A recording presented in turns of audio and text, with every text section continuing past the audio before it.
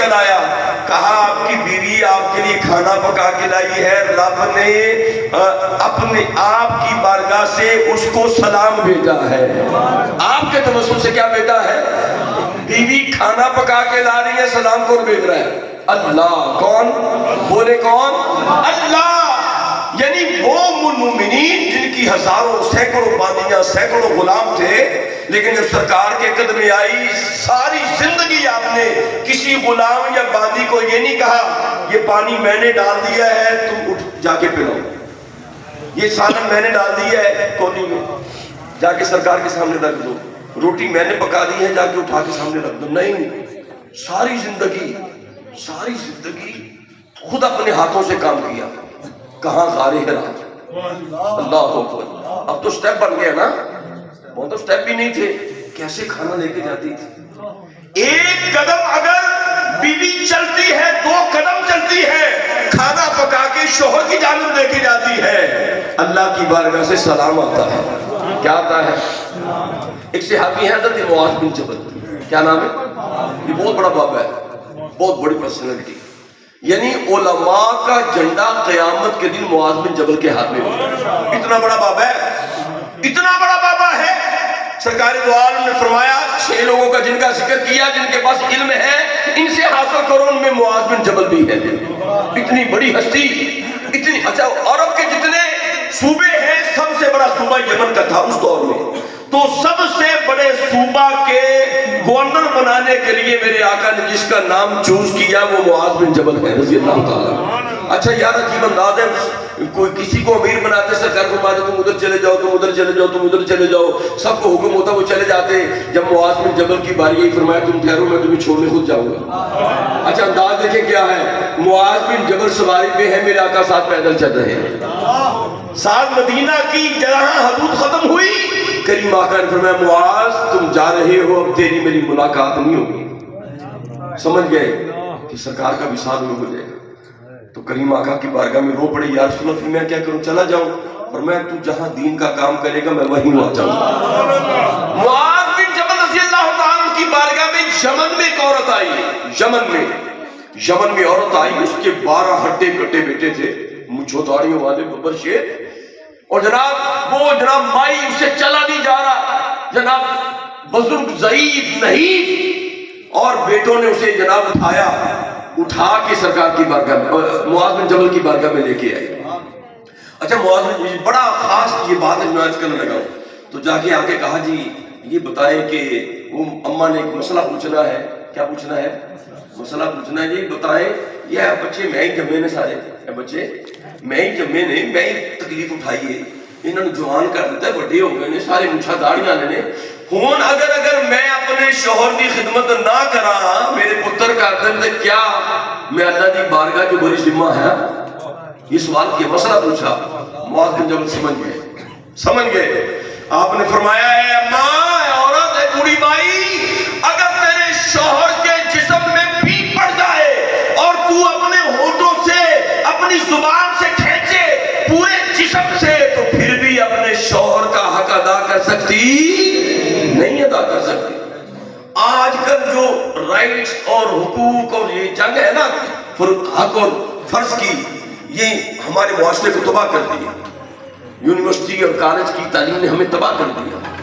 اگر میں نے ایک اماں کی بارگاہ میں میں خود حاضر ہوا، اس کی بارگاہ میں گئے، مجھے کسی بتایا بڑی متقی عورت ہے، میں گیا تو جناب پردے میں اس سے ملاقات کی، مطلب 90 سال اس کی عمر تھی، تو کہنے لگی قاری صاحب میں تقریباً 70 سال کا، اس نے مجھے جملہ یاد نہیں، میں بڑا حیران ہوں، کہنے پتر 70 سال ہو گئے نے میں کدی اپنے بندے نو کانڈ بھی نہیں کی تھی۔ میں یہاں سن کے حیران ہو گیا، میں اللہ کی قسم سن کے حیران ہو گیا، ایسی اللہ کی بندیاں کہ جناب بخشی روحیں ہیں۔ تو اگر ہمارے معاشرے میں اس نہج پہ جمعے پہ خطاب ہو، اندر گھروں میں درس ہو، تو ہماری بیٹیوں کو پتہ چلے۔ اچھا دوسری جانب آ جائے، جو شوہر ہے اس پر کیا حق ہے، اس کی کیا ذمہ داری ہے، اور جناب عورت کے ساتھ اس کا برتاؤ کیسا ہونا چاہیے۔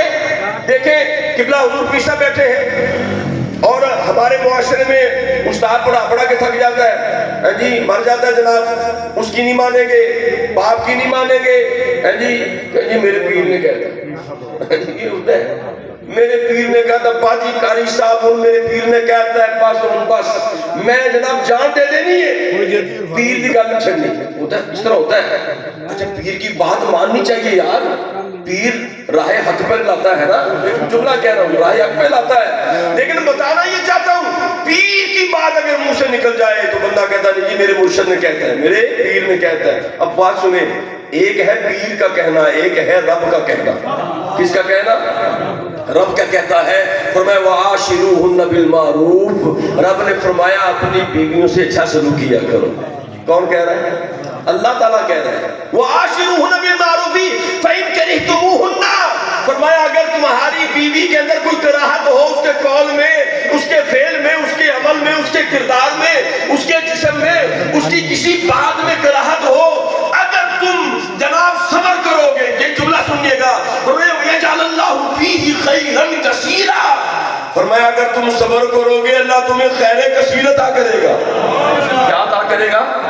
اچھا اللہ اتنے کہہ دیتا فِيهِ خَيْرًا، بات تو پوری تھی، اللہ خیر دے گا، اللہ کی خیر ملنا چھوٹی بات ہے، رب نے اتنا نہیں کہا، فرمایا خیرن کثیرا، خیرن توجہ ہے، خیرن فرمایا۔ اچھا دیکھیں امام ابوالحسن خرقانی بہت بڑے اللہ کے ولی کامل، کہہ دی سبحان اللہ، بہت بڑے اللہ کے ولی، ایسے اللہ کے ولی جن کا شہرہ تھا پوری دنیا کے اندر، ان کا ایک مرید آیا، یہ میں بات بتانا چاہتا ہوں کہ وَعَاشِرُوهُنَّ بِالْمَعْرُوفِ فَإِن كَرِهْتُمُوهُنَّ، اگر بیوی سے بندہ اچھا سلوک کرے، اگر بیوی آگے سے بد زبان بھی ہو جائے، کوئی ایسی بات کرے، کوئی ایسی کراہت کی بات کرے، بندہ صبر کرے، ملتا کیا ہے؟ جناب ان کا مرید آیا ملنے کے لیے، گھر میں دستک دی، اور جناب پیر صاحب کہیں جنگل میں گئے ہوئے تھے، دستک دی، کہا جی میرے پیر صاحب ہیں، بیوی بڑی سخت زبان تھی، کہنے لگی پیر بھی ویلا تھے، مرید بھی ویلے، پتہ نہیں کتنے ہونا، کہتے جاؤ جا کے جنگل لمو جا کے انہوں، تو بڑے سخت جملے کہے، بڑے پریشان ہوئے، اور دیکھیں جنگل کی طرف گئے تو پیر صاحب جناب شیر کی سواری کر کے آ رہے ہیں۔ کس کی سواری؟ شیر کی سواری میں بیٹھے ہوئے، اللہ اکبر، سانپ کا گھوڑا رکھا ہے ہاتھ میں، اللہ اکبر، وہ جناب اژدہا ہے ہاتھ میں، اور درندہ قدموں کے نیچے ہے، اللہ اکبر۔ وہ دیکھ کے رات حضور یہ ماجرا سمجھ میں نہیں آیا، کہا جب تاری بڑھی نہیں ماننی، اور ایتھے جناب شیر کی سواری کر دے پہ ہو، اور ہاتھ سب پھڑے ہوئے ہیں، گل کیے، فرمایا وہ جو میں اس کے اس کردار پہ صبر کرتا ہوں، رب نے اجر بھی دیا ہے، مخلوق کو میرے تابع کر دیا ہے۔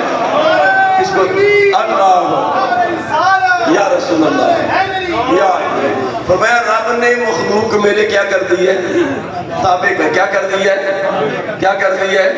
ہم کہتے ہیں جی بچے ٹھیک ہو جائیں، بچے صحیح ہو جائیں، گھر میں ہمارے بچے جناب صحیح نہیں ہو رہے، جب گھر میں بچے آپ کا کردار دیکھتے ہیں، روز آپ لڑتے ہیں، میاں بیوی آپس سے لڑائی کریں تو بچوں پہ کیا اثر ہوگا؟ معاف کرنا سیکھیں، معاف کرنا سیکھیں۔ جو بندہ معاف کرتا ہے اللہ اس کے درجے بڑے بلند فرما دیتا ہے۔ سرکار دو عالم نے فرمایا، یہ حدیث بھی آپ نے سنی ہے، جس کی 2 بیٹیاں ہوں، 3 ہوں، 2 ہوں، ایک بھی کہا، فرمایا کہ اس کی تربیت کرے تو قیامت کے دن ایسے ہوگا جیسے دونوں انگلیاں ملی ہوئی ہیں۔ یہی حدیث رب کائنات نے فرمایا، اگر کوئی شوہر چاہتا ہے قیامت کے دن جہاں ابو بکر کھڑا ہو وہاں وہ بھی کھڑا ہو، ہائے ہائے، کیا ہم اس قابل ہیں جہاں شرم و شرع کھڑے ہو ہم کھڑے ہو سکتے ہیں؟ ہماری کیا اوقات ہے؟ فرمایا کہ جس کا اخلاق اپنی بیوی سے اچھا ہوگا وہ قیامت کے دن اتنا ہی میرے قریب ہوگا۔ بیوی سے اخلاق اچھا ہونا، یار جو سارا کچھ چھوڑ کے آ جاتی ہے، سارا کچھ چھوڑ کے آ جاتی ہے، اپنے والدین کو، اپنے گھر بار کو، اپنی زندگی، باپ کے گھر میں بیٹیاں راج کرتی ہیں کہ نہیں جی؟ جب بیٹی کا معاملہ ہونا تو بندہ کہتا ہے جی آپ صبر کریں، سیکھ جائے گی، ابھی سیکھنے کا عمل ہے۔ یہی عمل اپنی بہو کے بارے میں بھی تو کہے نا، یہی جملہ اگر بیٹی کے بارے میں کہا ہے تو بہو کے بارے میں بھی کہے۔ تو بتانا مقصود یہ ہے کہ معاشرے کے اندر جناب دونوں طرف سے اگر محبتیں ہوں تو جناب معاشرہ کامیاب ہو جاتا ہے۔ وآخر دعوانا ان الحمدللہ۔